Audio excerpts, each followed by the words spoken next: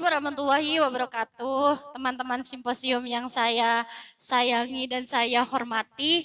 Terima kasih untuk kehadiran kalian semua. Saya sangat mengapresiasi kehadiran kalian pada diskusi kali ini pada tema cinta ya.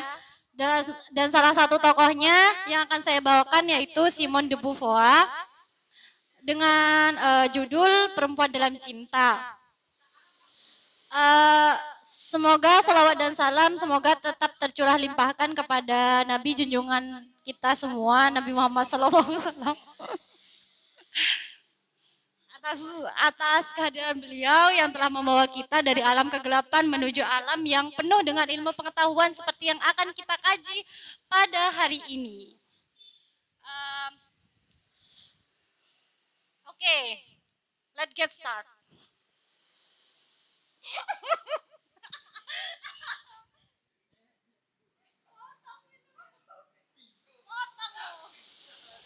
Oke, kita mulai dari biografi dari Simone de Beauvoir. Mungkin tidak asing sekali bagi teman-teman karena ini pernah dibawa pada tokoh apa itu namanya? Tokoh feminis ya, fenomenal. Tokoh feminis di edisi feminis pada bulan Juli kalau tidak salah tahun lalu. Nah di situ Simone de Beauvoir salah satu tokoh yang membuat tentang feminis eksistensialis yang ada Nawal dan lain sebagainya itu. Nah Simone de Beauvoir ini adalah seorang filsuf Prancis abad ke-20, seorang feminis, seorang novelis, dan dia juga seorang marxis di mana perkataannya yang terkenal yaitu adalah umat manusia tidak seharusnya harus karena gender tertentu tidak harus unggul dari satu gender yang lain karena pemberian gitu. Sama seperti pemahaman marxisme yang penghilangan kelas ya antara borjuis dan proletan, maka penghilangan bias gender dalam sebuah kehidupan tidak harus ada satu gender merasa superior dengan gender yang lain. Begitu kawan-kawanku sekalian.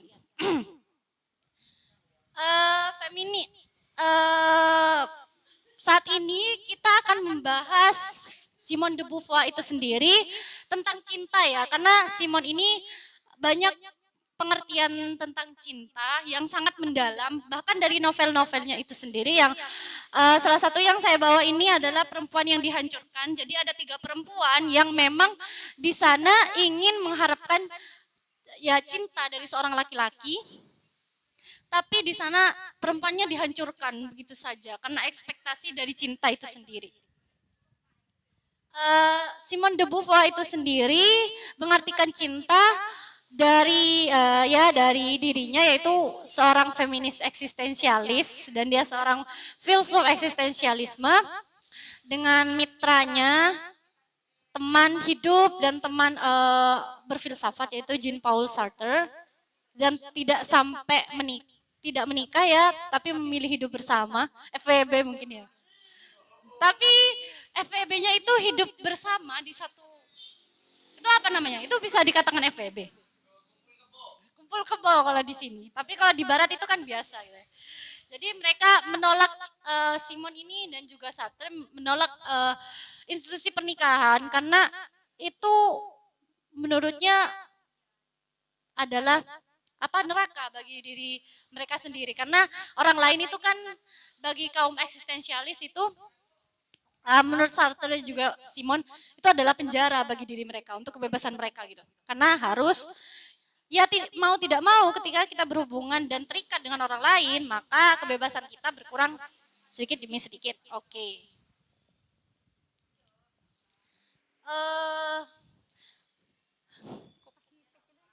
Menurut de Beauvoir, laki-laki tidak akan pernah memperkenalkan dirinya sebagai individu dari jenis kelamin tertentu. Hal itu berlangsung begitu saja tanpa perlu ia mengatakan bahwa ia adalah laki-laki. Sebelum menuju kepada cinta itu sendiri, kita harus sebelum masuk ke dalam cinta itu sendiri ya. Feminis eksistensialis ini kan berarti mengartikan bahwa di sini laki-laki dan perempuan itu mengartikan cinta itu sangat berbeda.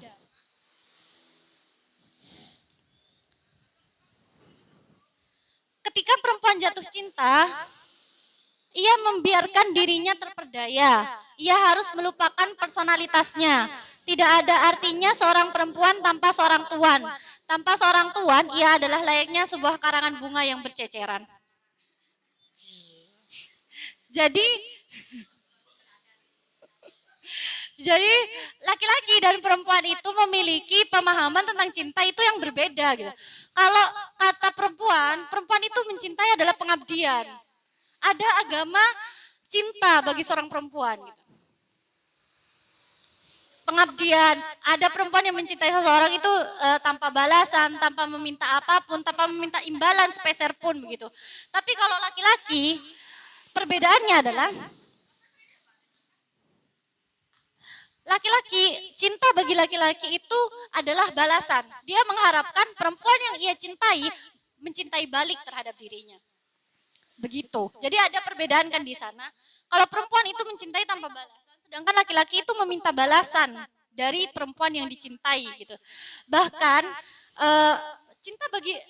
cinta bagi perempuan itu adalah pengabdian, penyerahan total.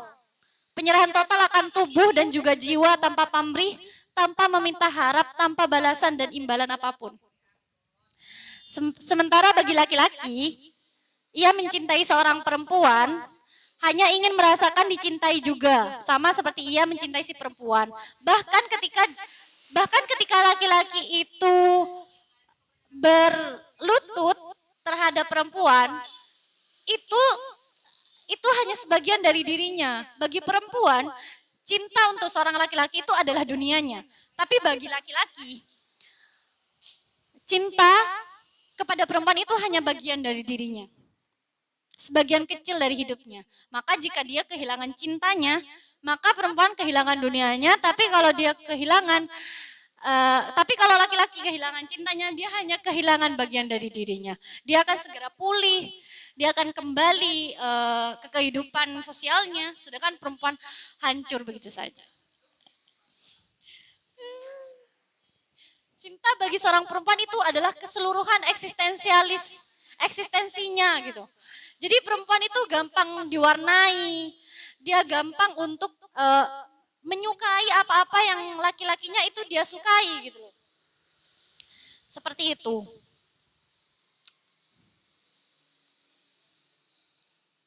Hidup laki-laki adalah ketenaran, sedangkan kehidupan perempuan adalah cinta. Jadi hidup laki-laki adalah ketenaran, sedangkan kehidupan perempuan adalah cinta. Si perempuan selalu mendahulukan kepentingan laki-laki di atas segalanya. Ia jatuh cinta pada sosok laki-laki. Ketika perempuan sudah jatuh cinta, dia rela memberikan apapun terhadap dirinya, apapun terhadap orang yang dia cintai. Bahkan dalam agama-agama pun, agama-agamanya seperti di agama ada penciptaan awal manusia Adam dan Hawa, bahwasanya Hawa itu diciptakan dari tulang rusuk Adam. Itu sudah menandakan bahwasanya dari awal penciptaan perempuan itu sudah tidak independen. Karena dia diciptakan untuk menemani Adam. Bahkan katanya perempuan itu hadirnya perempuan itu untuk menemani laki-laki. Bukan untuk dan laki-laki itu sejak dari awal tidak pernah menginginkan menjadi seorang perempuan, tapi laki-laki itu selalu menginginkan kehadiran perempuan. Itu jelas karena tanpa kehadiran perempuan katanya dunia ini akan menjadi gersang, katanya seperti itu. Apakah Anda setuju? Mas sekalian.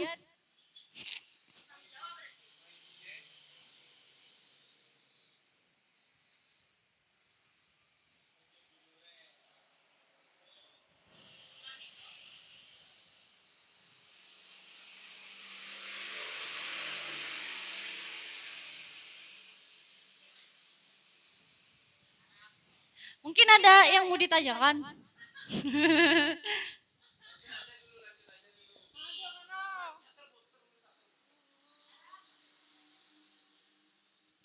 Mana Win? Mana Win?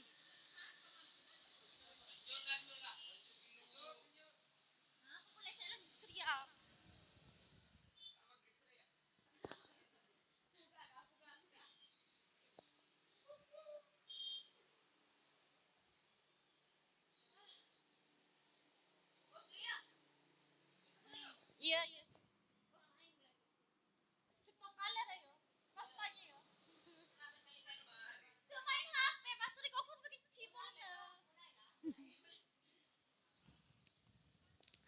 Cinta adalah upaya tertinggi untuk selamat dengan menerima ketergantungan yang dipaksa kepadanya. Namun bahkan kehidupan yang penuh dengan ketergantungan bisa hidup dalam ketakutan dan sikap menghamba.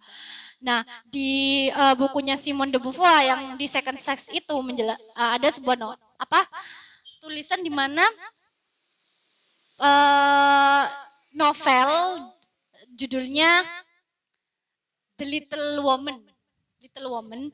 Nah, di situ perempuan itu layaknya tidak berharga tanpa laki-laki. Padahal perempuan itu punya jiwa, cita-cita, ambisi, kecantikan, kemampuan, skill, dan lain sebagainya. Tapi tidak dihargai di dalam masyarakat Eropa kala itu pada abad 19 tanpa ada laki-laki di sampingnya. Tanpa menikah dengan seseorang yang kaya, beradab, dan berbudaya. Seperti itu. Nah itu merupakan suatu ketidakindependenan perempuan gitu dalam sebuah kehidupan sosial kita tanpa cinta dari seorang laki-laki. Makanya laki-laki merasa dirinya itu sangat diperlukan dan merasa superior dan makhluk yang paling esensial gitu. Oke, any question guys? Mana tanya kah?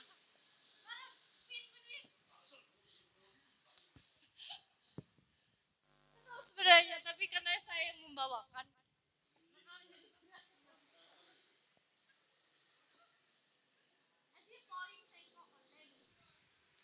Wah, tidak kelihatan. Oh, kelihatan sedikit ya. Teman-teman, ya mohon maaf, ini gelap terang, ini efek Doppler ya. Gak tahu. Yang ingin saya tanyakan soal Simone de Beauvoir ini, dari Simone de Beauvoir ini, kan Simone de Beauvoir ini kan eksistensialis juga kan. Kalau dia pernah bilang bahwa eksistensi ketika perempuan itu jatuh cinta, dia menghilangkan eksistensi dirinya gitu kan. Yang saya ingin tanyakan adalah jika pada awalnya tadi kan kalau katanya Mbak Risti tadi ya bilang bahwa laki-laki memandang bahwa dirinya itu esensial bahwa dan melihat bahwa dia terlihat lebih sempurna dibandingkan laki-laki superior dan lain sebagainya gitu. Lalu tipe cinta semacam apa yang diinginkan Simon gitu kan? Apakah dengan ya ikan sih minta iya sabar. Ya saya yang sabar. Ya, dia kan menganut eksistensialis gitu kan. Dia bilang bahwa kita tidak boleh menghilangkan eksistensi diri kita dibanding jika kita bersama pasangan kita. Dengan kita melihat misalnya bagaimana Simon dengan siapa suaminya? Yang ya Satre gitu kan. Apakah dengan cinta yang seperti itu dengan kita misalkan kita lihat dengan realitas sekarang apa itu FWB. Ya lah FWB kalau sekarang gitu ya. Apa namanya? Relevan gitu kan dengan konsep berhubungan gitu. Maksudnya konsep cinta, relasi cinta yang seperti sekarang apa seperti apa atau FWB itu jangan-jangan itu ideal menurut Simon dan Satre? Silakan itu saja dari saya sih. Oke, saya akan menambahkan ya, Mbak. Perempuan itu kan secara eksistensialis gitu ya. Sebenarnya tidak akan pernah mungkin mendapatkan cinta yang sempurna yang apa yang Mbak tanyakan itu tadi, cinta seperti apa yang baik gitu ya menurut Simone de Beauvoir, karena dia berangkat dari bagaimana ketidakadilan dunia, bahkan dari awal kelahiran perempuan itu sudah tidak adil gitu. Dengan adanya mungkin seperti perbedaan didikan anak kecil laki-laki dengan anak kecil perempuan itu seperti apa, masa remajanya pun perempuan itu tanggungannya seperti apa, perempuan usia life quarter crisis itu seperti apa, itu sudah beda dalam masyarakat sosial kita. Bahkan dalam hubungan percintaan laki-laki dan perempuan itu tidak akan pernah adil. Karena disebutkan itu tadi, laki-laki mencintai perempuan itu hanya bagian dari dirinya, hanya sebatas itu saja. Bahkan dia ingin balasan gitu dari cinta seorang perempuan itu sendiri. Sedangkan kalau perempuan itu adalah menghamba kepada laki-laki. Dia terwarnai. Laki-laki itu bagian dari eksistensi dirinya. Dia melakukan apa saja yang disuruh oleh laki-laki yang dia cintai. Bahkan dia menerima inferioritas yang diberikan oleh laki-laki. Dia merasa senang, dia merasa terlindungi. Dia bahkan ketika perempuan dikatakan sebagai orang yang anak kecil selamanya, tapi oleh laki-laki dia dikatakan seperti itu oleh laki-laki yang dia cintai, dia dengan senang hati menerima pelukan dan si laki-laki ini mengatakan, aku menyayangimu gadis kecilku gitu. Itu intinya adalah perempuan itu seolah-olah hanyalah objektivitas gitu loh bagi laki-laki, objektivitas yang dia tidak menerima pendapat dari seorang perempuan apapun.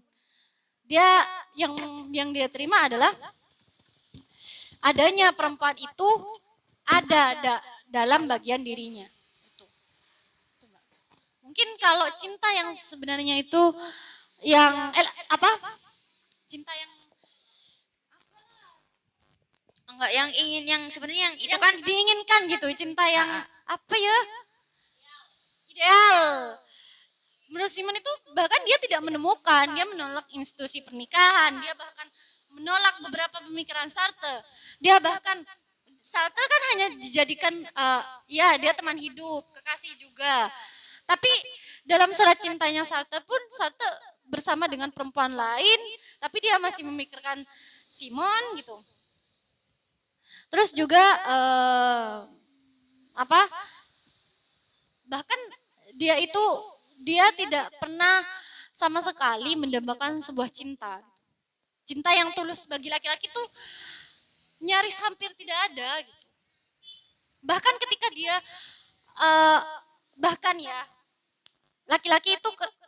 laki-laki itu ada fase. Dia akan mencintai perempuan yang lebih tua. Dia mendapatkan didikan dari perempuan yang lebih tua untuk proses kehidupannya gitu, untuk pembelajaran dari kehidupannya. Itu bagi laki-laki itu bukan cinta sejati gitu, tapi itu hanya belajar dalam proses kehidupannya. Dia belajar, dia mencari sosok keibuan dari seorang perempuan yang lebih tua. Lalu dia bukan berarti menutup diri terhadap perempuan yang lebih muda, lebih ceria, lebih punya inisiatif untuk kemana dan lain sebagainya. Dia menyukai perempuan-perempuan lucu, tapi dia juga menyukai perempuan-perempuan yang keibuan. Itu laki-laki seperti itu. Ya. Kalau menurut saya itu kan Simon itu apa yang dilaporkan Pak Barisi tadi kan itu asumsi dasar gitu ya. Bagaimana dia melihat posisi laki-laki dan perempuan dalam suatu hubungan gitu kan, dan dia hampir saya sebut saja nihil pesimis banget nihilis ya pesimis banget. Dia bilang bahwa tidak akan pernah ada cinta yang tulus gitu kan, itu kan dia nihilis. Iyalah, absurd lah, dia melihat bahwa cinta laki-laki itu absurd gitu, bahkan tidak pernah tulus gitu kan. Cinta laki-laki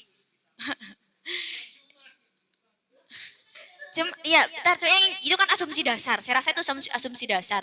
Justru yang saya ingin lihat, jika dia melihat bahwa laki-laki semacam itu, oke lah, anggap kita melihat realita itu memang ada gitu kan. Laki-laki menyukai semua cewek yang intinya yang segala rupa gitu ya, tergantung moodnya gitu kan.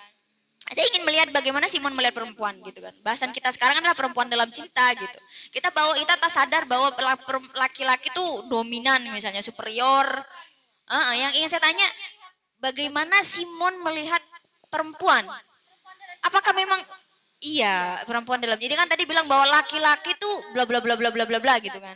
Maksudnya begini, jikapun dia senihilis apapun, pada kenyataannya kita juga melihat dari sisi Simon, dia menjalin hubungan gitu kan. Dan dia merasa bahwa yang saya lihat keputusan hidupnya ketika dia memilih untuk tidak menjalin pernikahan gitu dengan Satre yang ia sebut sebagai kekasihnya gitu. Itu kan juga sebuah keputusan bahwa dia juga menjalin cinta gitu kan. Lalu bagaimana Simon ini melihat perempuan? Karena saya rasa Simon terlalu naif sih mengatakan begitu. Enggak, dia nggak sih, enggak. Ya silakan pakai mic Mbak, pakai mic, pakai mic. Ya itu bahkan dia mengatakan sendiri gitu dari kisah hidupnya itu tadi. Iya kan Simon di kisahnya itu tadi bahwasanya salah satunya dia menerima inferioritasnya juga. Dia merasa terwarnai dalam cinta. Dia menjadikan laki-laki itu eksistensi adalah bagian dari eksistensi dirinya gitu. Dan itu juga perjalanan hidup dia ketika dia mencintai satu-satunya.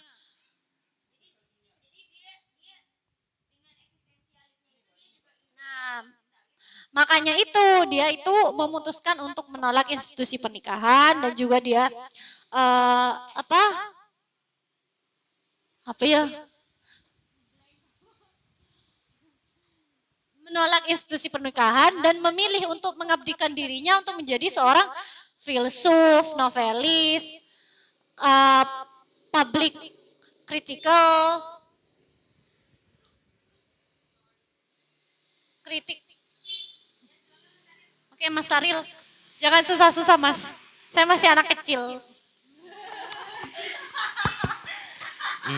Ya. Pertama tadi disebutkan apa kayak definisi cinta gitu kayaknya ya di awal-awal bahwa apa balasan itu gimana tadi?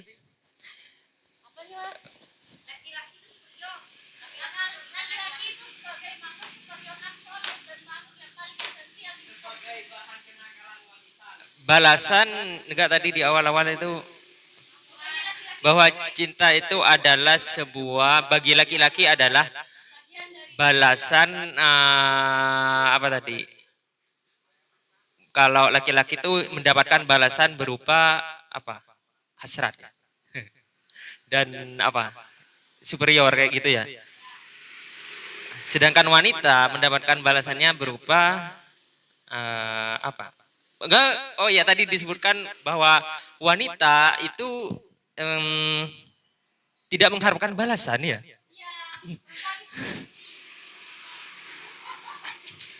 Tapi kan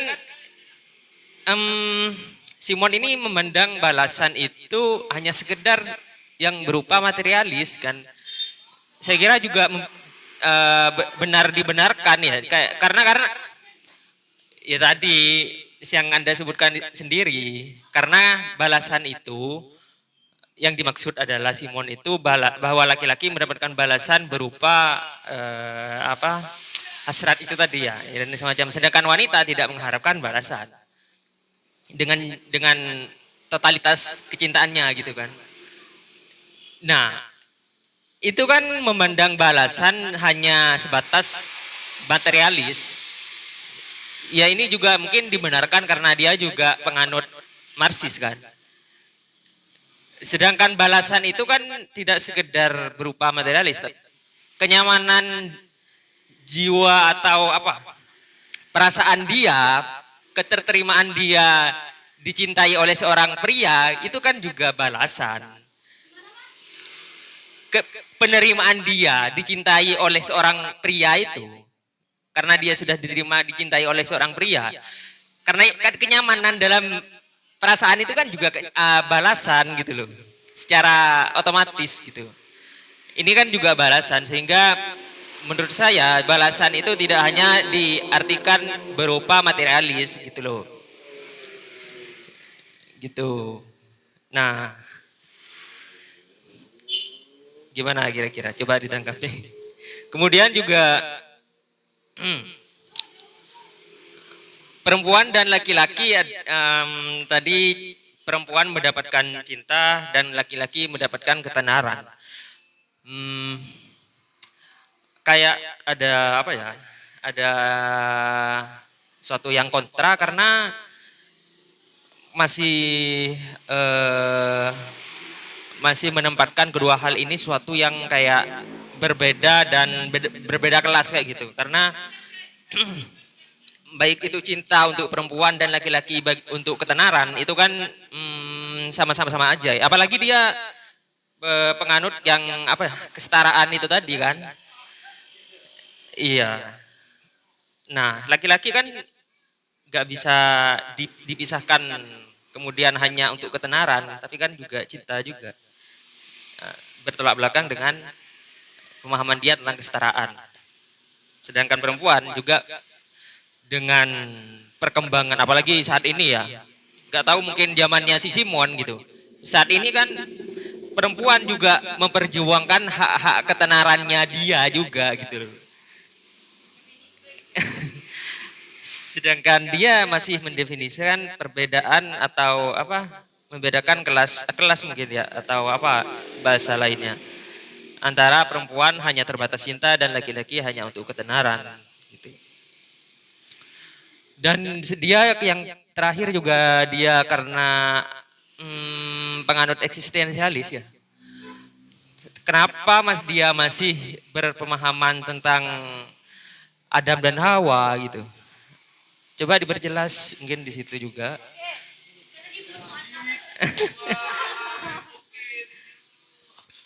Adam dan Hawa. Janji.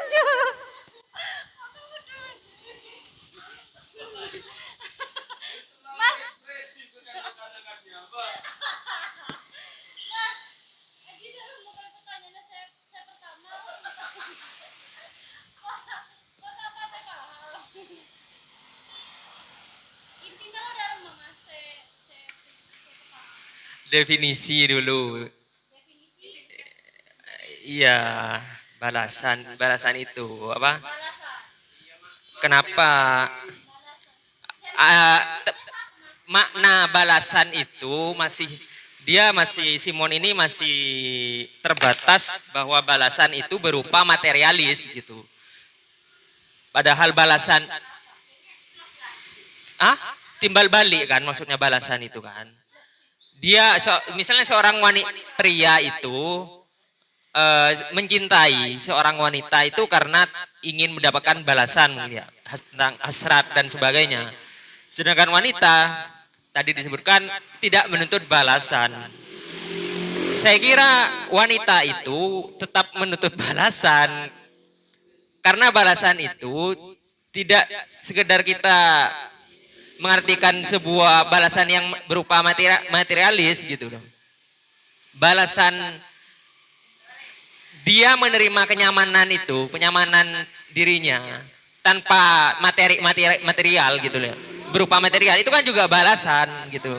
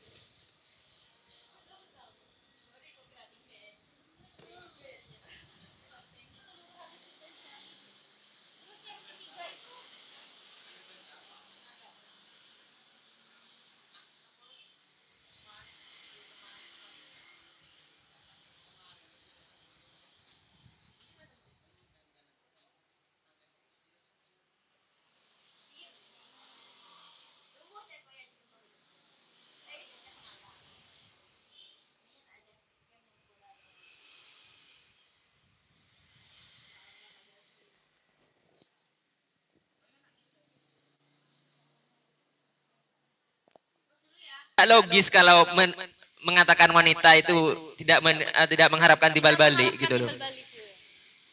Dan juga timbal balik gak sekedar kita definisikan timbal balik berupa materialis gitu loh. Kenyamanan dia apa dicintai gitu loh. Itu kan juga timbal balik. Iya. Gini Mas. Nah, di sini kan Simon mendefinisikan perempuan kan eksistensialis. Berarti mulai dari dirinya. Pengalaman perempuan, setiap perempuan itu berbeda.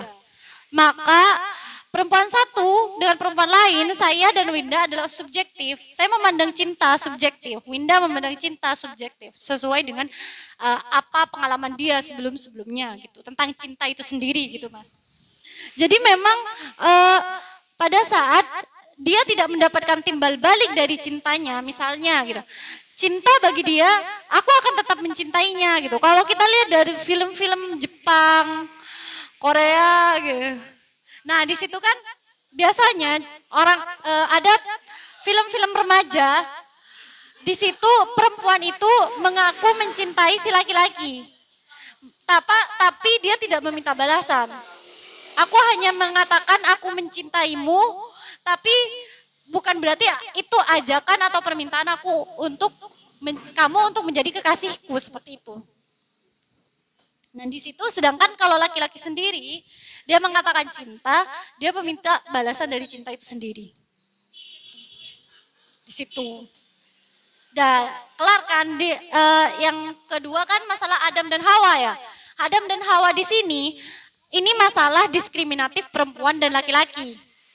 Sejak awal kelahiran, mulai dari sosial politik, budaya, bahkan agama. Mulai dari Adam dan Hawa, pengertiannya di sini Adam dan Hawa, Adam keluar dari surga. Itu kan cerita-cerita dari keagamaan ya, mulai dari agama kita, agama Nasrani. Adam keluar dari, kalau di dalam agama Nasrani katanya nih, Adam keluar dari surga, diusir oleh surga, oleh Tuhan itu karena kesalahan perempuan. Gitu, kesalahan perempuan. Makanya perempuan harus selalu memakai baju putih dan harus selalu berkabung, bersedih gitu loh intinya. Bersedih gitu. Dan tidak luput dari berdoa kepada Tuhan mohon ampun karena dosa-dosanya. Gitu. Terus itu yang pertama untuk agama Hindu gitu atau Buddha. Perempuan yang ditinggal mati oleh suaminya, ketika si suami ini dikremasi, untuk membuktikan bahwa kesetiaan sang istri, dia harus membakar dirinya hidup-hidup ketika suaminya itu dikremasi. Begitu dahsyatnya. Sedangkan aturan untuk laki-laki, ketika istrinya meninggal, itu tidak ada tuh yang namanya harus seperti itu. Bahkan disarankan untuk menikah lagi.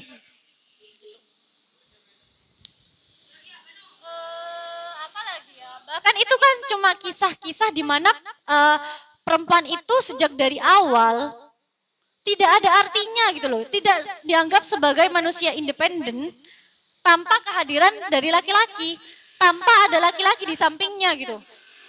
Bahkan filsuf-filsuf kala itu juga mendiskriminasi adanya perempuan, bahwasanya perempuan makhluk yang berahim, manusia yang berahim itu tidak boleh ikut dalam perdebatan filosofis. Tidak memiliki standar hukum gitu. Hak hukum yang independen dalam sebuah negara kala itu gitu. Itu Mas. Mungkin ada lagi.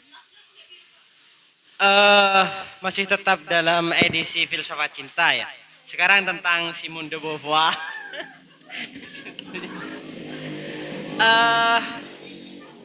Yang saya tangkap dari tadi penjelasan pemantik bahwa Simone itu setuju untuk mempunyai hubungan toh meskipun hubungan itu ilegal secara kenegaraan, karena Simone dan Jean Paul Sartre itu enggak menyukai Mohon maaf Mas, itu bukan ilegal. Di Eropa itu kan tidak ada aturan gitu, tidak bermasalah kamu hidup tidak ada dengan aturan. orang yang tidak menikah gitu kan. Kalau di sini kan menjadi kumpul kebo. Tapi kan kalau di sana tidak masalah gitu loh. Laki-laki dan perempuan hidup bersama dalam sebuah Berarti kan rumah. Simone itu setuju bahwa untuk setiap wanita mereka minimal mempunyai satu laki-laki sebagai tujuan hidup bersama. Kan tadi kan adanya laki-laki untuk menambah derajat, ya Mbak? adanya laki-laki, adanya pasangan laki-laki untuk menambah derajat si wanita. Nah, pertanyaannya adalah miris sih. Mirisnya gini, ketika seorang wanita itu sorry ya, enggak mempunyai pasangan kan gitu. Miris sekali. Enggak, tapi ini karena kan ya, enggak, saya enggak mau menunjuk, Mbak. Perempuan dalam cinta ya. Saya lebih tertarik gini, Mbak. Apakah ada batasan-batasan tertentu dari Simone de Beauvoir itu untuk kategori dari seorang laki-laki? Kayak semisal standar suatu standar gitu, minimal laki-laki kayak gini, minimal versinya de Beauvoir ya, bukannya versinya sampean, karena yang jelas harus materialis, punya materi kan. Kalau versinya sampean kan harus punya uang kan, punya mobil. Tapi versinya Simon itu gimana? Bukan cintanya, pasangannya. Oke, cowok idealnya kan versinya Mbak Winda dan juga anu kan bahasa ideal, tapi bahasa saya spesial. Spesialnya laki-laki bagi Simon itu seperti apa? Ya, langsung Mbak kembali ke pemantik.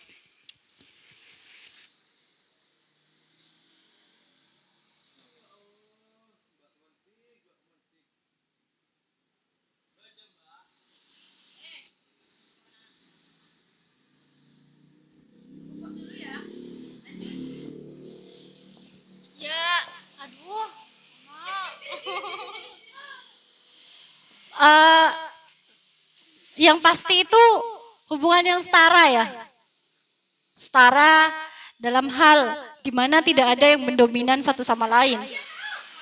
Iya, makanya. Lah, makanya ini di sini disebutkan kalau dia menerima inferioritasnya ya kan. Makanya dari itu dia mengatakan di sini faktanya, kaum penindas tidak dapat diharapkan melakukan perubahan secara cuma-cuma.